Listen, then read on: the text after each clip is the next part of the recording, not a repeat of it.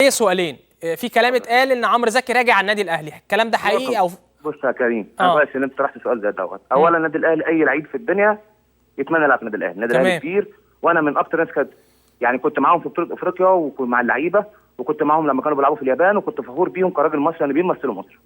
تمام، ماسكهم جهاز محترم، لعيبه على اعلى مستوى، لعيبه خبرات كبيره جدا، وكلهم زمايلي واخواتي في منتخب مصر.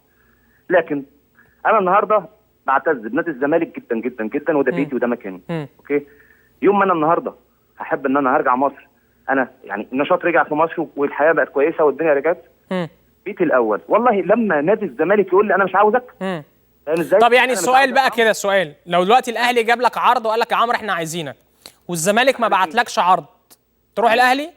والله بص، انا يعني مش هكدب عليك، انا بحترم النادي الاهلي جدا، لكن مش عارف، حاسس يعني انا بمنتهى الامانه، لان انا اقول لك اي حد اتشرف في الاهلي، لكن عارف انت بتعتز بحاجه اسمها جمهور، فاهم؟ بتعتز بلعيبتك، بتعتز بالكيان دوت، لكن هي يعني لو الاهلي يقدم لك عرض دلوقتي والزمالك ما قدملكش عرض ما تروحش؟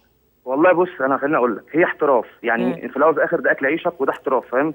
لكن في حاجات داخليه احنا بقى يعني في مصر، فاهم، بنحسبها.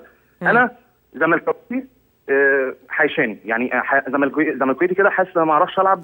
يعني لو جيت اهلي وزمالك انا ممكن العب لاي نادي تاني، يعني انا ممكن العب للاسماعيلي، لكن ما اعرفش الاهلي، بقول لك يعني صعب عليا. طيب والشيء الثاني بقوله، خليني اوضح لك، مفيش اي مكالمه لا من الكابتن حسام البدري ولا من اداره النادي الاهلي، فاهم، ولا من عمرو زكي لاي مسؤول في النادي الاهلي، ولا بيني وبين اي حد، وبوضحها واضحه كده للناس، مفيش الكلام ده خالص. تمام، كل دي اجتهادات وده كلام غير صحيح. طبيعي جدا ان عمرو زكي النهارده هيمشي من النادي، فطبيعي جدا عمرو دوت اسمه كبير، فطبيعي النادي الاهلي عنده مشاكل مثلا مع لعيبه او الكلام ده فبيتطرح، لكن اطلاقا مفيش الكلام ده كله. وبقول انا راجل، انا نادي الزمالك ده بيتي.